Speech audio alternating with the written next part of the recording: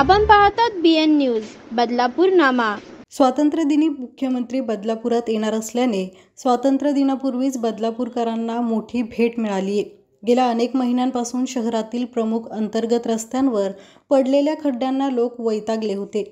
त्यात पूर्व आणि पश्चिमेला जोडणारा एकमेव स्वातंत्र्य वीर सावरकर पुलावर पडलेल्या खड्ड्यांमुळे वाहन चालक अतिशय त्रस्त झाले होते। नागरिकांनी प्रसार माध्यमांमार्फत समस्या वारंवार समोर आणल्या जात होत्या, मात्र मुख्यमंत्री शहरात येत असल्याने खड्डे आणि शहरातील इतर भागातील रस्त्यांवर खड्डे भरण्यात आले आहेत।